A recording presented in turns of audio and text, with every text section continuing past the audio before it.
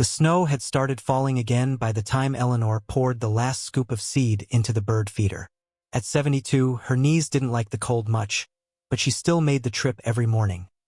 Parka zipped to her chin, hands deep in fur-lined gloves, long gray braid tucked beneath a wool cap that had seen better winters. The mountains around her cabin stood quiet and solemn, their slopes blanketed in fresh powder, the trees bending slightly under the weight. It was the kind of winter that made animals disappear and humans hunker down. Eleanor liked that. She liked the stillness. She'd been living alone in the house for almost 9 years, ever since her husband passed. People in town called her the Hawk Lady, a nickname from her bird rescue days. Now she only had the birds that came to her porch, the occasional fox tracks in the back trail, and her radio. She didn't mind the solitude. It was cleaner than noise, and nothing ever happened out here. Until that morning. The first sign was the blood. A faint trail on the fresh snow, just beyond her back steps, leading toward the edge of the trees. Not a lot, no pooling, no spraying, just drops. Careful, spaced out. Deliberate. Eleanor stared at it for a long time, her hand tightening slightly on the empty seed scoop. Then she followed it.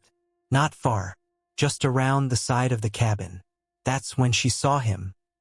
He was curled beneath the woodpile, one foreleg stretched out at an unnatural angle, muzzle dusted with snow, breath misting in slow, steady clouds. First, she thought he was a large dog. Malamute, maybe.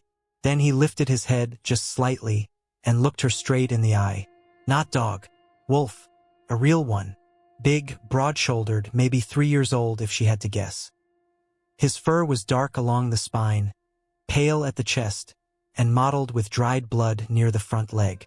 But what struck her wasn't the size or the injury. It was the expression. Calm. Not pleading. Not panicked. Just tired. And watching. Eleanor didn't move. Her pulse ticked up, but her breathing stayed steady. Old instincts kicked in, from rescue work, from time in the wildlife center, from handling injured raptors who didn't want help. She slowly lowered herself to a crouch, keeping her gaze low.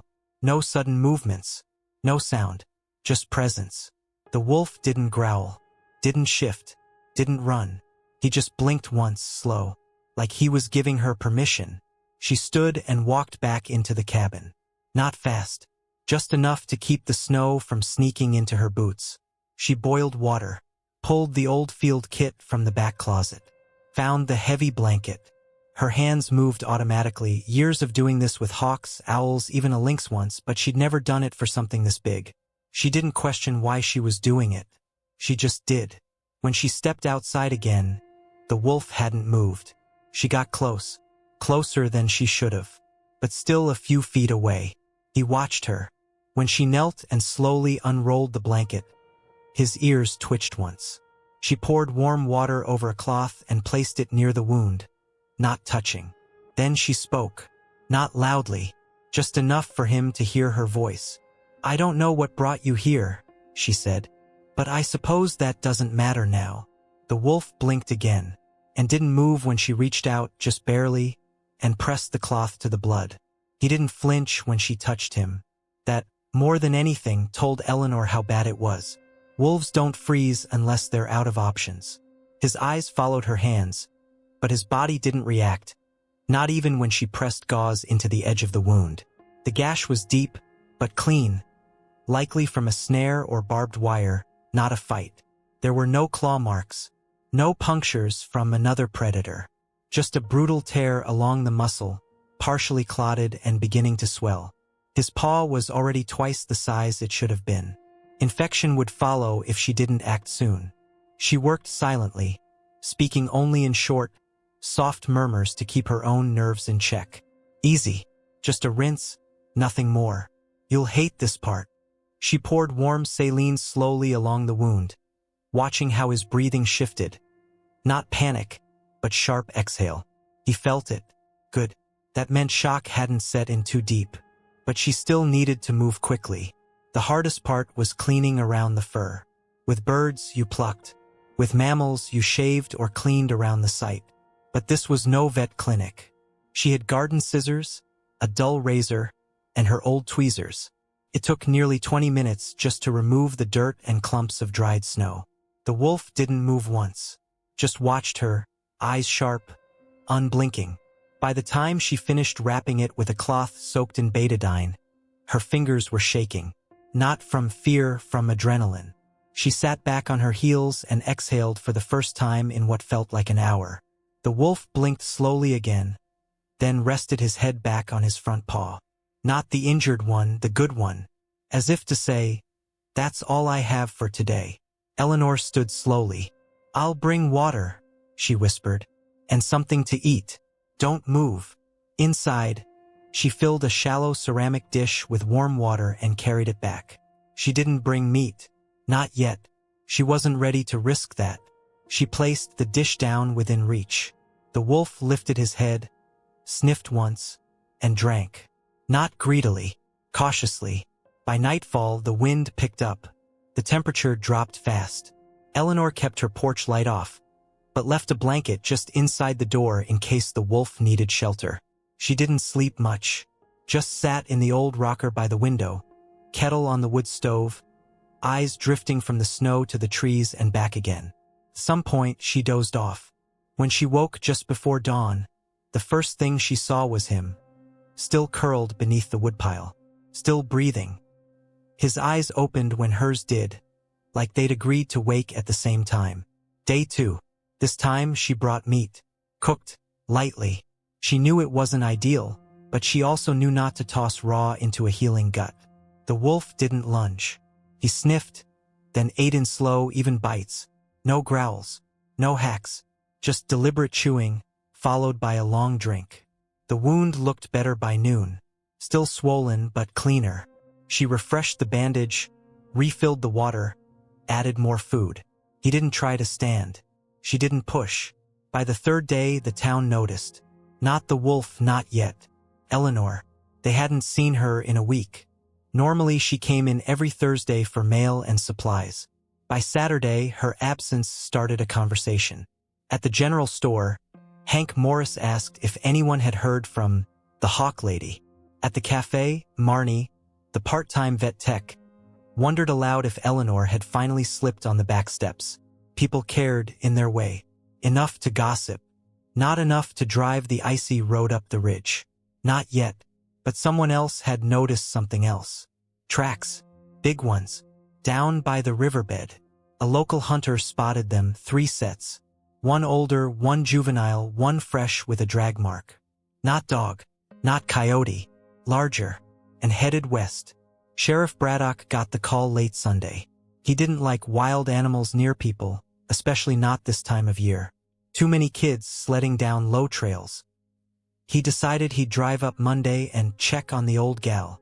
Not a rescue, just routine. Back on the ridge, Eleanor prepared for the worst. The wolf had tried to stand late that afternoon. It didn't go well. His front leg couldn't hold weight. He stumbled once, growled low, not at her, but at himself, and collapsed back into the snow. Frustrated, tired, angry. She knelt beside him and touched his good shoulder, just gently. "You're not there yet," she whispered. "But you will be." That night, she didn't sleep in the house. She dragged the rocker onto the porch, wrapped herself in 2 layers of wool, and sat beside the open door with a thermos of broth and her grandfather's hunting lantern. The wolf slept soundly beneath the woodpile. Snow fell around them in soft flurries, the kind that made the world seem paused. Somewhere in the trees, an owl called once. Eleanor smiled. "I guess it's not so quiet anymore." By the 4th morning, Eleanor knew the sheriff would come. It was Monday, and Braddock was a man of predictable habits. He'd say it was just a welfare check, and maybe it was at first. But once he stepped onto the porch and smelled wild, once he saw the half-cleaned bandages in her trash, once his boot heels echoed near the woodpile and drew out a low, warning growl, things would change. So Eleanor cleaned. She didn't remove the evidence. She simply made it easier to overlook. The used bandages she burned in the stove. The bloody towels she soaked and washed. The leftover scraps she tossed deep into the trees, far from the back trail. When she finished, she stepped onto the porch and sat in the rocker beside the open door, a fresh pot of coffee steaming at her feet. The wolf lay under the woodpile, head resting on his good paw, alert but still. It was mid-morning when she heard the crunch of tires over snow. A truck. One vehicle. She expected that. Braddock never rolled in with backup unless there was a body. The truck door creaked open. Then footsteps on the frozen ground. "Eleanor?" he called, voice half-wrapped in concern, half in authority. She sipped her coffee. "Back here." He came around the side and stopped when he saw her. Took in the scene. The rocker, the blanket, the firewood, the dish of water half hidden in the shadows. He squinted toward the woodpile. Couldn't see much. The wolf was tucked deep, quiet. Braddock cleared his throat. "Folks in town were wondering. You missed mail day." "I've got enough books to last a decade," she replied. He shifted on his feet. "You all right?" "Fine. You smell like antiseptic." "Guess I've still got habits," she said. "Old wounds acting up." He looked at her for a long moment. She didn't flinch. He took a slow step toward the woodpile. The wolf didn't growl, but he lifted his head. A small movement. "Enough." Braddock paused. "You know we've had reports, right?" "I imagine you've had a lot of reports," she said calmly. "Most of them noise." He didn't answer. Just looked again at the dish, the towels drying on the line. "I know what kind of woman you are," he said finally. "And I know you wouldn't lie. But if there's something here that shouldn't be, I need to know." Eleanor set down her coffee. "What do you think is here, Sheriff?" He hesitated. "A dog, maybe. A big one." She smiled faintly. "Then I suggest you let the dog rest." He exhaled through his nose. Nodded. "I'm gonna leave you a number. You call me if anything changes." "I always do," she said. He pulled a card from his coat, set it on the porch rail, and stepped back. "Be careful out here, Eleanor." "Always am." Braddock left without another word. The tires crunched again. Then silence. Eleanor didn't move for a while. Then, slowly, she looked down at the woodpile. The wolf was staring at her. Not with fear. Not with confusion.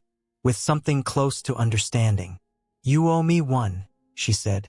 He blinked. Then carefully pushed himself up. Not a full stand, but enough to stretch, test the paw, shift his weight. She didn't move. He took a step. Winced, but kept going. Then another. By the end of the afternoon, he had made it as far as the porch. Eleanor opened the door.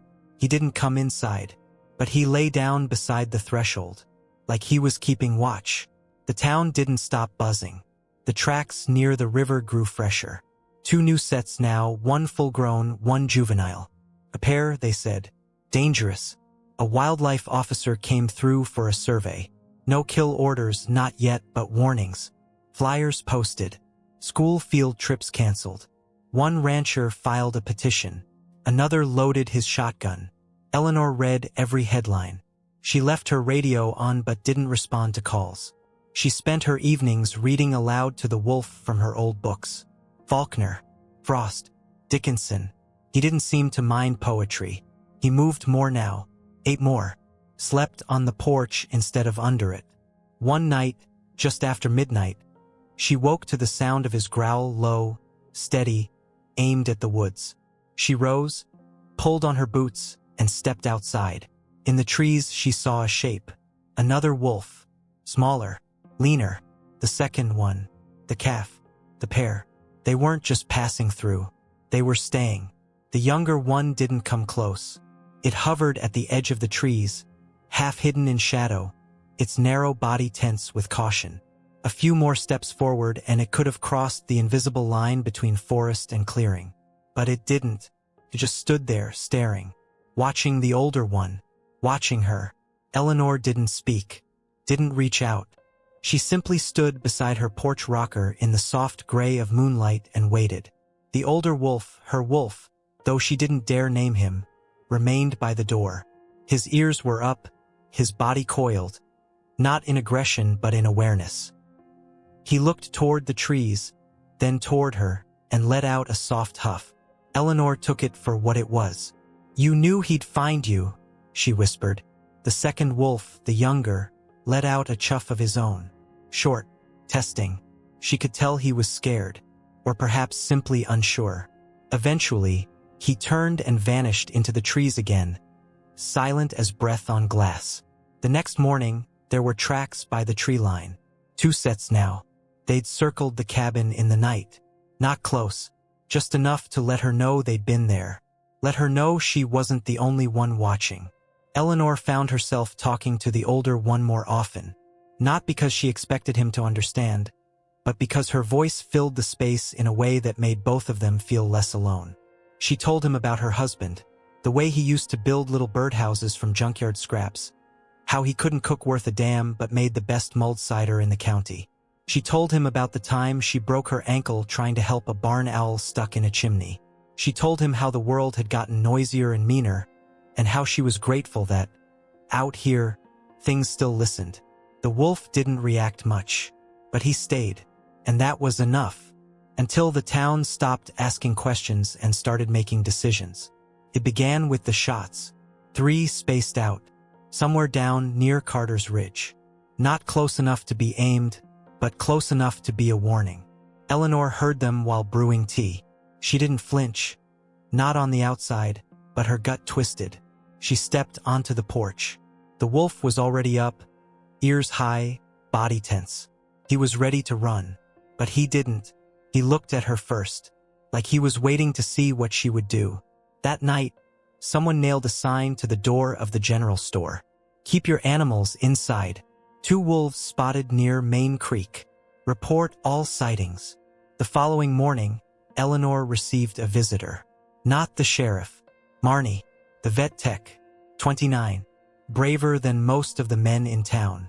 She pulled up in a beat-up Subaru, parked halfway in the snowbank, and knocked once before Eleanor opened the door. "I heard things," Marnie said, brushing hair from her face. Eleanor nodded. "You heard right." Marnie didn't waste time. "Is it true?" Eleanor let the silence hang, then stepped aside. The wolf was on the porch again, calm, alert, watching. Marnie's breath hitched, but she didn't move. After a moment, she exhaled. "He's beautiful." Eleanor nodded. "He's hurt." "Not anymore." "He was." Marnie crouched slowly, never taking her eyes off him. "He doesn't act like a wild wolf." Eleanor shrugged. "He doesn't act like anything I've seen. But he's no pet." They sat in silence a while. Then Marnie said softly, "They'll come for him. I know. Soon. I know. I can help, if you want." Eleanor looked at her. "Why?" Marnie stood. "Because people don't listen to old women.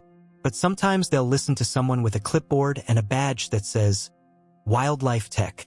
That night, Eleanor set out a second dish of water. 2 wolves came. The younger still wouldn't approach the porch, but he lingered longer now, less afraid. The following week was quiet. No shots, no flyers, just rumors and whispers.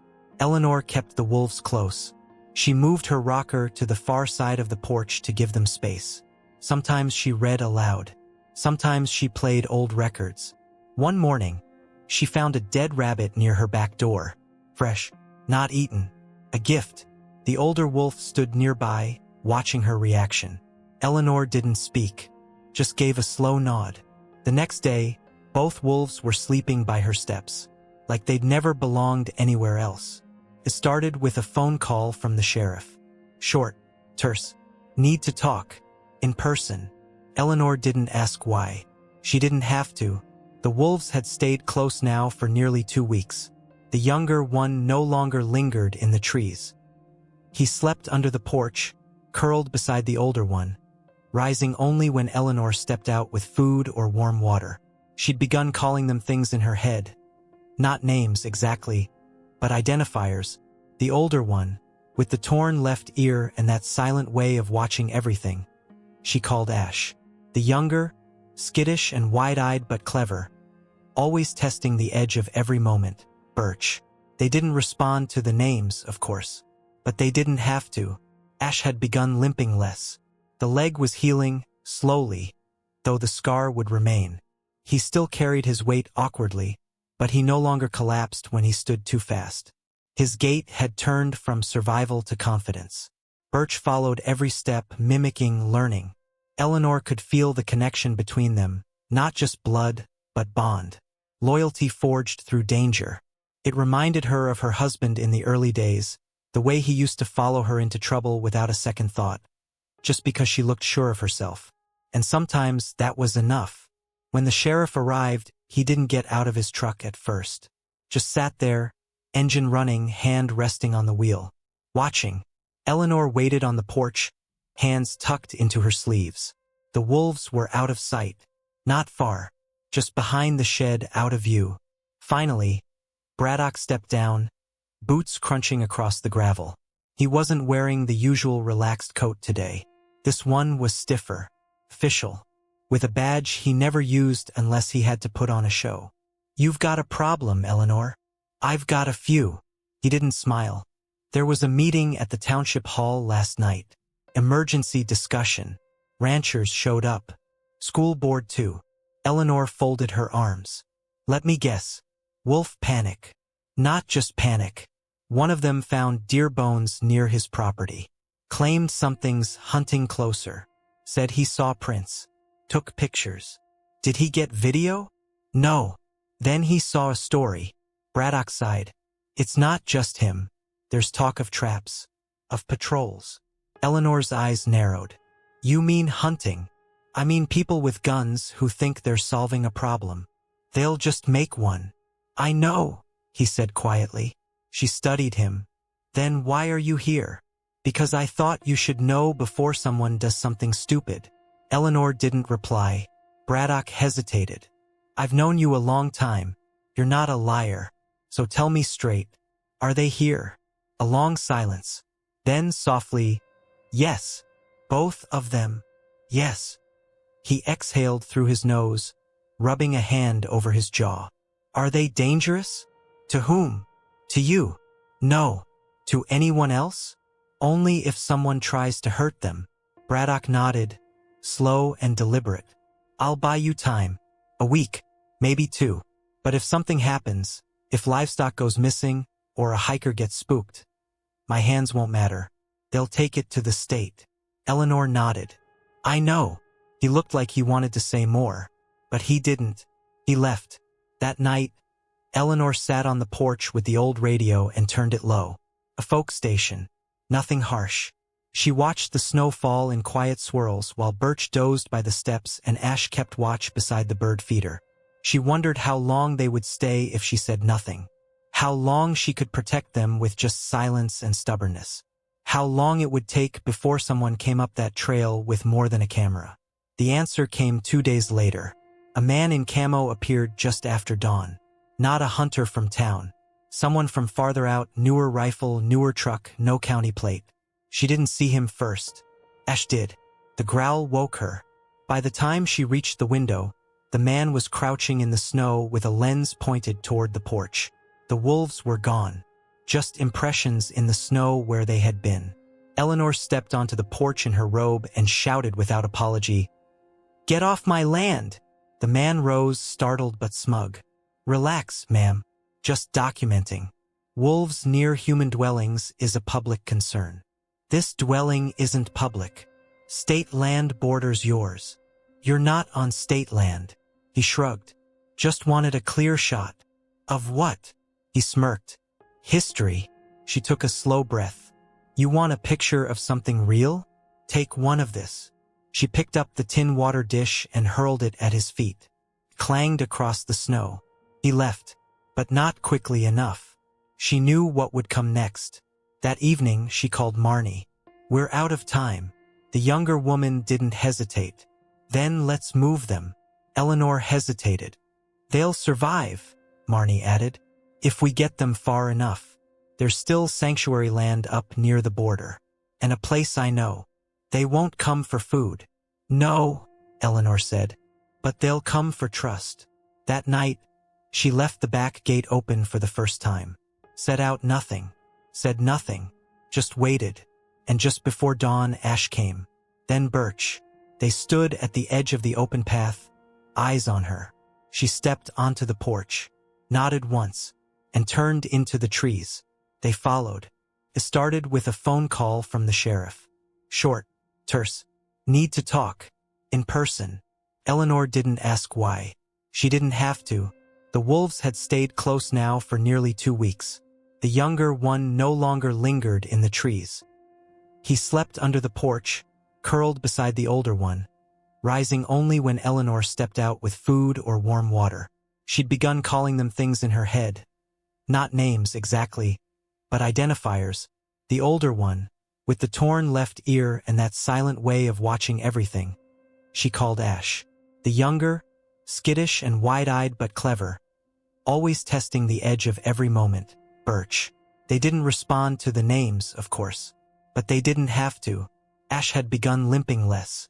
The leg was healing, slowly, though the scar would remain. He still carried his weight awkwardly, but he no longer collapsed when he stood too fast. His gait had turned from survival to confidence. Birch followed every step, mimicking, learning. Eleanor could feel the connection between them, not just blood, but bond. Loyalty forged through danger. It reminded her of her husband in the early days, the way he used to follow her into trouble without a second thought, just because she looked sure of herself. And sometimes that was enough. When the sheriff arrived, he didn't get out of his truck at first. Just sat there, engine running, hand resting on the wheel. Watching. Eleanor waited on the porch, hands tucked into her sleeves. The wolves were out of sight. Not far. Just behind the shed, out of view. Finally, Braddock stepped down, boots crunching across the gravel.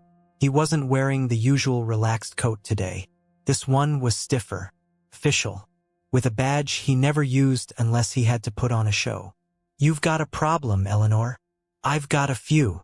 He didn't smile. "There was a meeting at the township hall last night. Emergency discussion. Ranchers showed up. School board too." Eleanor folded her arms. "Let me guess. Wolf panic." "Not just panic. One of them found deer bones near his property. Claimed something's hunting closer. Said he saw prints. Took pictures." "Did he get video?" "No." "Then he saw a story." Braddock sighed. "It's not just him. There's talk of traps. Of patrols." Eleanor's eyes narrowed. "You mean hunting?" "I mean people with guns who think they're solving a problem. They'll just make one." "I know," he said quietly. She studied him. "Then why are you here?" "Because I thought you should know before someone does something stupid." Eleanor didn't reply. Braddock hesitated. "I've known you a long time. You're not a liar. So tell me straight. Are they here?" A long silence. Then softly, "Yes. Both of them. Yes." He exhaled through his nose, rubbing a hand over his jaw. "Are they dangerous?" "To whom?" "To you." "No." "To anyone else?" "Only if someone tries to hurt them." Braddock nodded, slow and deliberate. "I'll buy you time. A week, maybe 2. But if something happens, if livestock goes missing, or a hiker gets spooked, my hands won't matter. They'll take it to the state." Eleanor nodded. "I know." He looked like he wanted to say more, but he didn't. He left. That night, Eleanor sat on the porch with the old radio and turned it low. A folk station. Nothing harsh. She watched the snow fall in quiet swirls while Birch dozed by the steps and Ash kept watch beside the bird feeder. She wondered how long they would stay if she said nothing. How long she could protect them with just silence and stubbornness. How long it would take before someone came up that trail with more than a camera. The answer came 2 days later. A man in camo appeared just after dawn. Not a hunter from town. Someone from farther out, newer rifle, newer truck, no county plate. She didn't see him first. Ash did. The growl woke her. By the time she reached the window, the man was crouching in the snow with a lens pointed toward the porch. The wolves were gone. Just impressions in the snow where they had been. Eleanor stepped onto the porch in her robe and shouted without apology, "Get off my land!" The man rose, startled but smug. "Relax, ma'am. Just documenting.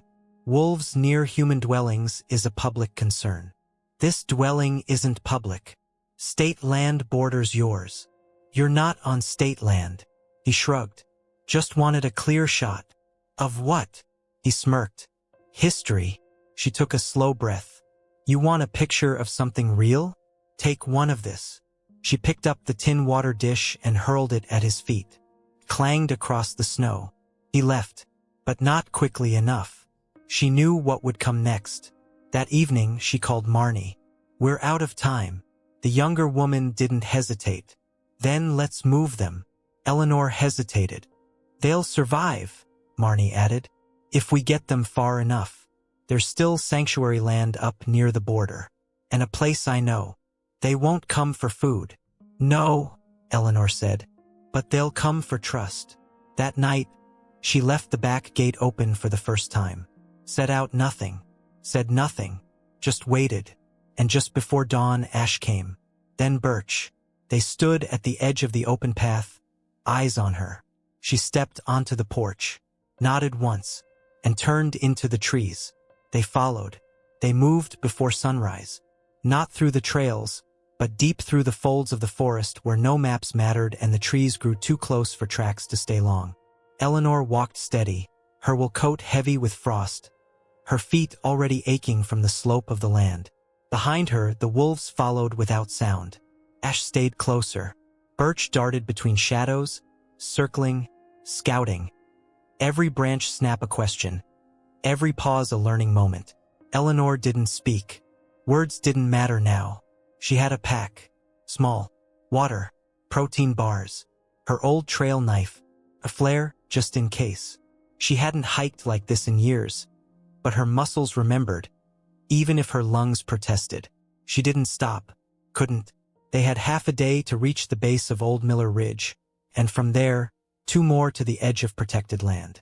The sky stayed heavy. Overcast. Good. That meant no aerial drones. No glints of movement to betray them. The snow muffled everything. The world felt underwater, muted, slow. She liked it that way. But quiet also meant they wouldn't hear anyone else either.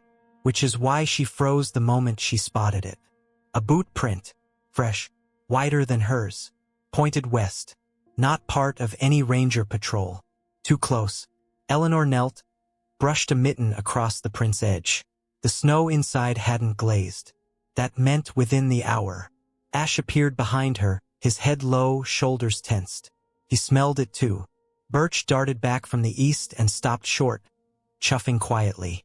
Eleanor whispered, "Someone's tracking." Ash's ears twitched. Then he moved fast. Not away, but parallel to the path, looping wide.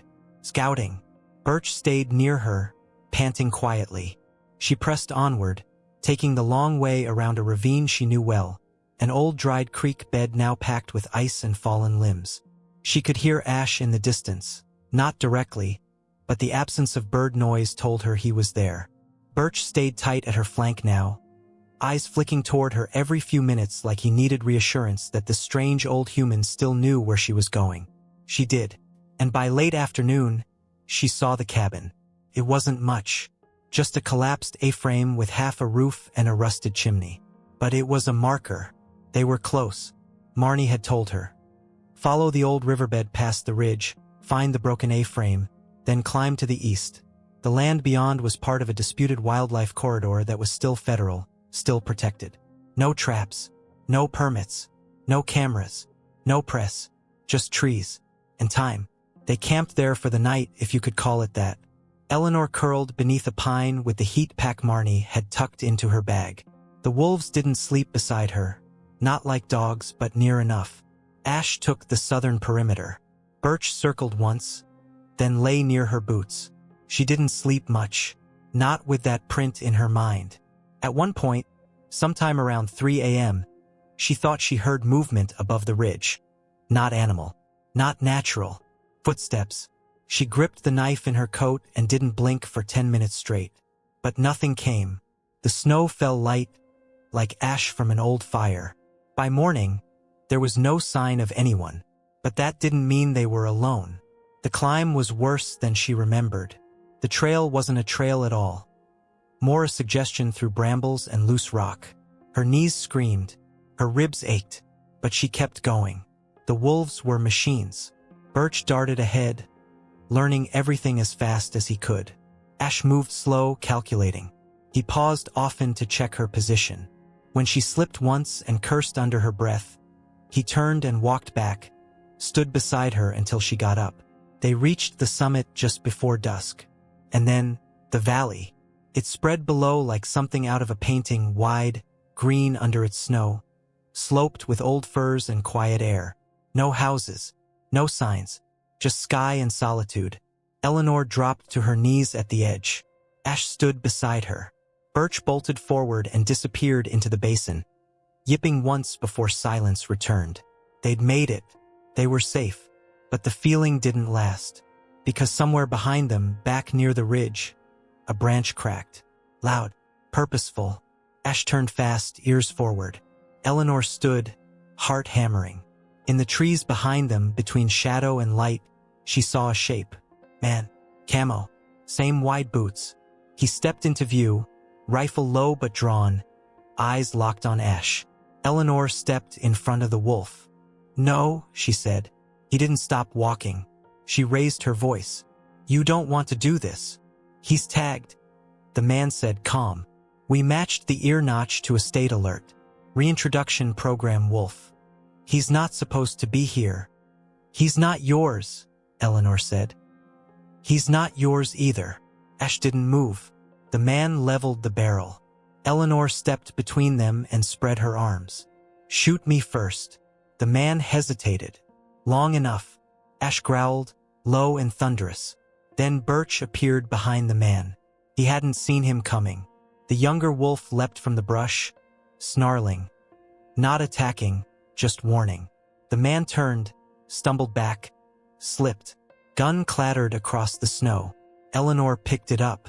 Didn't point it, just held it. "You're done," she said, voice flat. He looked between them. The two wolves, the old woman, the weapon now in her hands. He stood slowly, and turned, and walked away. The man didn't look back.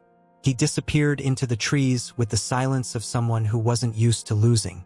Eleanor held the rifle for another minute before lowering it. She didn't want to use it, never had. But the weight of it in her hands reminded her that kindness without boundaries becomes a target. She set it down gently in the snow, then turned to the wolves. Ash was watching her, chest rising slow, steady, not proud, not tense, just still. Birch had returned to his side, nuzzling under his chin briefly, eyes flicking toward Eleanor for approval. Like a child needing confirmation he hadn't gone too far. She gave it to him with a small nod. "Good," she said, voice cracking. The three of them stood together at the ridge until the wind shifted and the valley below filled with the golden hush of winter sun. No sounds, no movement, just light. Ash turned first, heading into the basin without hesitation. Birch followed. They didn't pause this time, didn't look back, because they didn't need to. Eleanor stood there until their silhouettes blurred into the distance, then faded completely behind the curve of the land. That night, she slept in the ruined frame beneath a shredded piece of tarp, too cold to be comfortable, too exhausted to care. She woke before sunrise and made the trek back in silence, stopping only once to drink from the river with shaking hands. When she reached her cabin, the porch looked smaller than she remembered. Quieter. The water dishes were still there, empty now. The steps where Birch used to curl up had only faint traces of paw prints left. She didn't cry, not at first. She just made tea, and sat in the rocker, waiting for the forest to breathe again. In the weeks that followed, the town talked. Of course they did. Some said she'd gone senile. Others said she was protecting predators. Some believed her, some didn't. Braddock never came back. Marnie did, twice. To check on her, to bring supplies, to sit on the steps in awkward silence before saying, "You did the right thing," and Eleanor never argued with her. The man in the woods didn't return. Or if he did, he didn't get close again. One morning in late February, a letter arrived. No stamp, just slipped through the screen door. It was a photo, grainy, taken from a distance. Two wolves at the edge of a tree-line, mid-stride. One smaller, bounding ahead. The other with his head slightly turned, as if listening to something far behind. There was no note, just a line scribbled on the back. "They made it." Eleanor put it on the fridge with a magnet shaped like a hawk's talon. She didn't need more than that. In the spring, the forest bloomed hard and wild. Flowers in places she hadn't seen bloom in years. Deer trails grew sharper. Birdsong returned. The air smelled like wet pine and second chances. She walked more now, farther, slowly. One day, in early April, she spotted a set of paw prints along the edge of the creek. Faint, fresh. She stopped, crouched beside them and smiled.